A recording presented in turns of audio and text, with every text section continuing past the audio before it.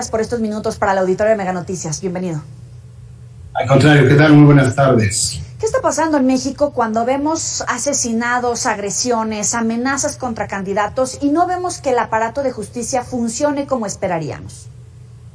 Bueno, hay impunidad, por una parte, pero la impunidad la venimos arrastrando desde ya muchísimo tiempo, pero la otra es que no hay ningún incentivo para que no se cometa este tipo de violencia. Estamos viviendo, estaba yo escuchando, pues nada más lo que pasó en las últimas 24 horas que hacías esta crónica, que es una crónica del terror. Estamos viviendo el peor proceso electoral en la historia. No es el de mayor número de asesinatos, que el mayor número de asesinatos se dio en el 2018, pero lo hubiéramos rebasado, nada más que se corrieron las elecciones un mes antes. Lo que sí es que tenemos agresiones, amenazas, intimidación, como nunca lo habíamos vivido. También hay que señalar que la complejidad de esta elección, que tiene más de 3,000 puestos de elección popular, pues también vuelven este proceso electoral mucho más complejo, de donde todas las instituciones, todas, están rebasadas. Ahora, lo importante aquí, y esto es lo que de alguna manera me explico, el grado de violencia, es que como en el caso de Zubiqué Rodríguez, pueden hacer este tipo de agresiones, de amenazas abiertamente, sin que haya una autoridad que los frene, o sin que haya una autoridad, como sucede con el caso de la familia michoacana y esta secuestro y amenaza a la candidata de la alianza en Valle de Bravo, donde pueden hacer absolutamente lo que quieran porque están absolutamente seguros de que no va a haber nada contra ellos. Y de hecho, no hay nada, no hay ninguna investigación abierta en estos momentos. Mencionabas tú que la Fiscalía del Estado de México no había una denuncia. Bueno, este tipo de acciones flagrantes no requieren denuncia. La autoridad tiene que entrar de inmediato. Entonces, fue omisa la autoridad, el gobierno trató de ocultar lo que había sucedido y lo único que sucedió lo único que pasó es que fue un catalizador para precisamente abrir y socializar de manera muy amplia el problema de la violencia electoral que estamos sufriendo en este país. Sí, y me llama la atención que prefieran guardar silencio para no provocar mayor violencia. Y tenemos que reportar todos los días que hay silencio por parte de las autoridades, que no hay avances en la investigación, que a la prensa le dicen no hay avances, no hay retratos hablados, no hay órdenes de captura. ¿Por qué está sucediendo esto?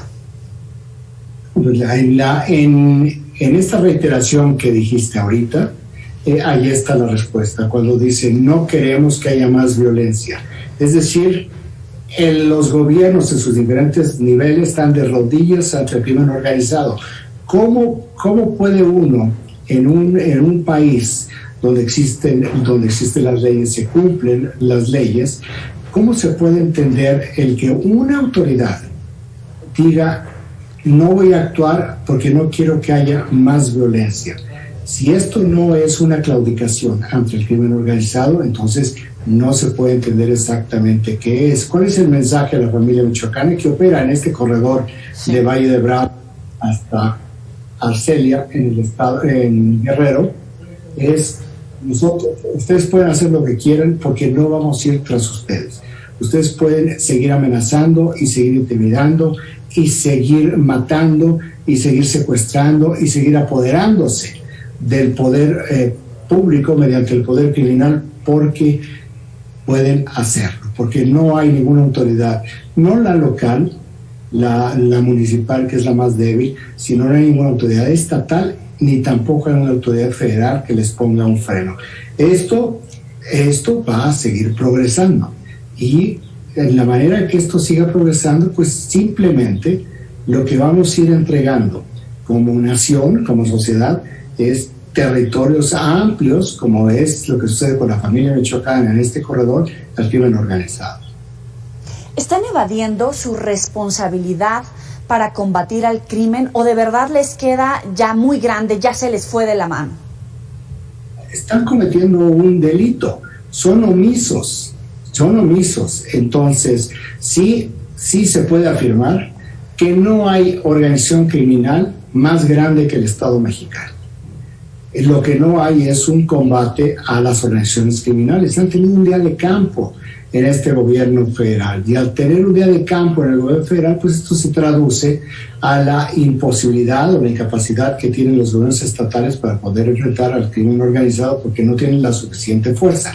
Por eso se requiere también el apoyo federal. ¿Y qué es lo que vemos? Nada, absolutamente nada. La Marina tiene una base precisamente en Valle de Bravo, pero no están autorizados a ir tras la familia michoacana, pese a que conocen perfectamente en dónde están, bueno, quiénes son y en dónde están sus casas de seguridad. No les permiten actuar. En otros casos, como lo vemos en el caso de Jalisco, la Federación abandonó completamente al gobierno de Jalisco, que está enfrentando al cártel Jalisco Nueva Generación, al cártel de Sinaloa y otras bandas criminales vinculadas con delitos federales, sin que la autoridad se meta. ¿Por qué razón? Por razones políticas. Esto es, y son diferentes interpretaciones. Razones políticas en el caso de Jalisco, en contra del gobernador Enrique Alfaro, y aquí me parecería que es una razón política del gobernador del Mazo para tratar de quedar bien con el presidente de la República, y que no, por utilizar el lenguaje, un lenguaje no me gusta, pero es muy destructivo, para que no se caliente la plaza. Entonces, para que no se caliente la plaza, mejor entregan la plaza. Entonces, esto se traduce en una omisión de sus responsabilidades para con la ciudadanía. ¿Y dónde queda la Guardia Nacional? También se quedó corta, porque ya hablamos de Michoacán, de Jalisco, pero también sucede en Guanajuato, en Veracruz, etcétera. La Guardia Nacional es un fracaso, es un completo fracaso. Es una burla de la Guardia Nacional todo lo que se le ha invertido para absolutamente nada. No únicamente es un fracaso en términos de acción y en términos de operación y en términos de combate al narcotráfico, sino que hay estados, entidades, por ejemplo en el sur del país, en un estado importante donde hay actividad del narcotráfico, donde los comandantes de la Guardia Nacional ya están comprados por las organizaciones criminales. No hay ningún resultado de la Guardia Nacional. Este es uno de los grandes fracasos de este gobierno. ¿Va a cambiar? No va a cambiar. Se va a seguir hundiendo, se va a seguir degradando el entorno de seguridad, el entorno de la violencia, y qué mejor demostración que los resultados. ¿Qué es lo que nos dicen las autoridades? Bajaron los delitos, sí, bajaron los delitos patrimoniales. ¿Por qué razón? Pues porque hemos tenido más de un año de pandemia y mucha gente está en sus casas. Hay personas que no salen a la calle, baja el robo patrimonial, personas que utilizan mucho menos su vehículo, hay menos robos de vehículos, pero cuando vemos nosotros, pese a la pandemia, los homicidios dolosos, pues los homicidios se encuentran en el mismo nivel que se encontraban el año pasado. Pero si nosotros lo vemos en un historial histórico, en los primeros, hasta abril, el gobierno del presidente López Obrador los datos de homicidios dolosos eran equivalentes a los que habían tenido en todo su sexenio o Enrique Peña Nieto o Felipe Calderón o Vicente Fox. Es decir, en 2 años y meses de administración ya habían tenido los homicidios dolosos que los demás no tuvieron. Entonces, ¿qué es lo que nos dicen estos datos? Que no sirve ni la estrategia de seguridad, que no es estrategia, ni tampoco sirve la Guardia Nacional. ¿Hacia dónde va el Estado y la fortaleza del Estado? Cuando hablamos de la operación de policías comunitarias, por ejemplo, portadas como decía el periódico Reforma el viernes pasado, que el crimen quita y pone candidatos, que le detentan el poder al gobierno, a las policías, a la Guardia Nacional, que atacan, por ejemplo, hoy al jefe de la policía en Sinaloa y lo rafaguean más de 200 tiros. Bueno, hay un fenómeno adicional. Un poco lo que planteaba Reforma la semana pasada se refiere a lo que había sido durante muchos años, porque hay que decir que esto no es un fenómeno de este gobierno. Sí. Esto es un fenómeno que viene arrastrando, entonces hay que ser totalmente justos en ese sentido. Pero ¿qué era lo que hacía el crimen organizado? Amenazaba a los candidatos, los cooptaba, Los cooptaba ya fuera con dinero, mediante actos de corrupción o mediante amenazas, lo que se le llamaba plata o plomo. Y luego lo que pedían a cambio era colocar ahí al secretario de Seguridad, al jefe de la policía, para que los protegiera.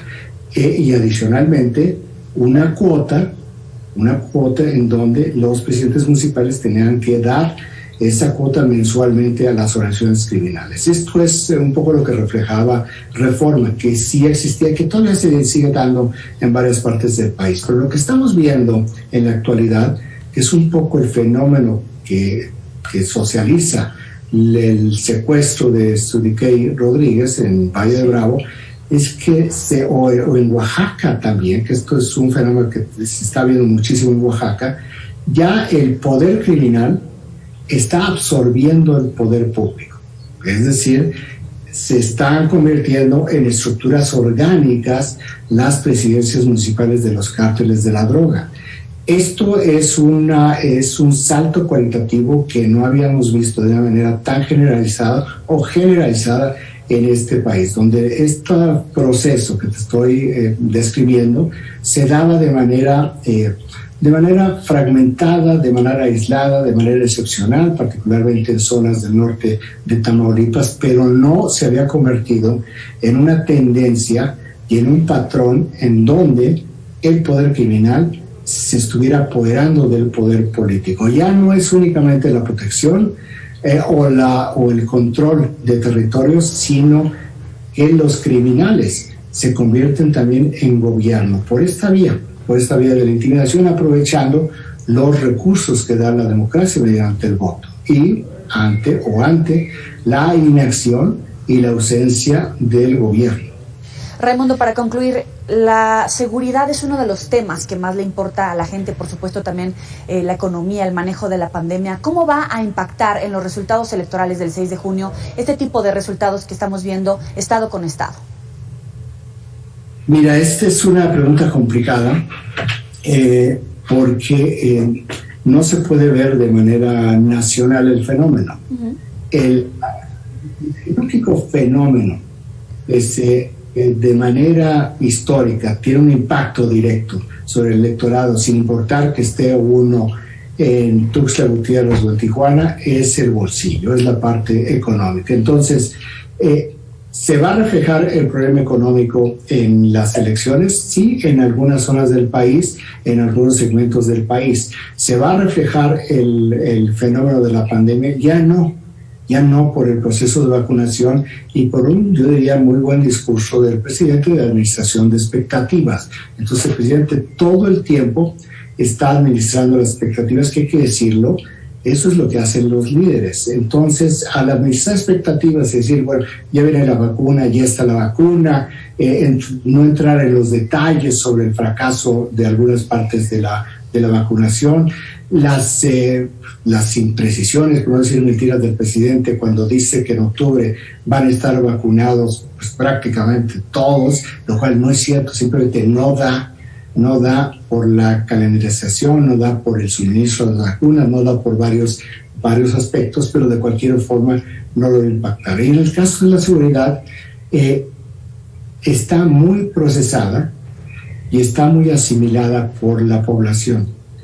Y si uno revisa los electorados, no castiga casi nunca el tema de la inseguridad, a menos de que exista una campaña permanente de estigmatización de un gobierno vinculado con el tema de la violencia. Me pienso en el gobierno de Felipe Calderón. Pero en este gobierno, la manera como se ha dado la violencia, la forma como a nivel nacional ha ido avanzando, es lo que hemos estado, ni siquiera quisiera decirlo, pero la forma como hemos estado acostumbrados a lo largo de los últimos años. Puede tener una incidencia en lugares específicos. En Valle de Bravo, pues habría que ver los resultados de las encuestas después del secuestro de Sudikey Rodríguez.